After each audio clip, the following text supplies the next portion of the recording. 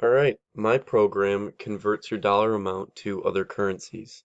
So the first thing I do is I accept a dollars par or a dollar parameter.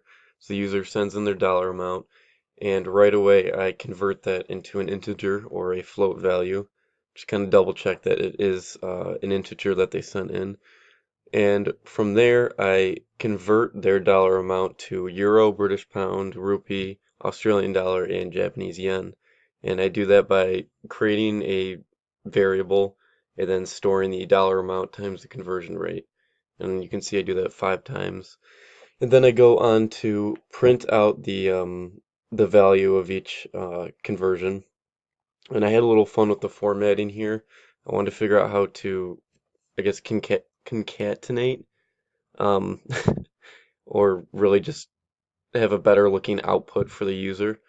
Um, so I have the dollar amount or the dollar amount that the user sent in with the little dollar symbol, so you can see down here when I send in $200, it says $200 is equal to um, line break euro plus the euro amount, and it converts it to a string to, I guess I can't print out integer and string at the same time or something.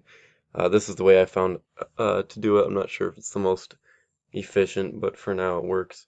And then I line break and print out British pound plus the string version of British pound, and I do that basically 5 times each time for each value.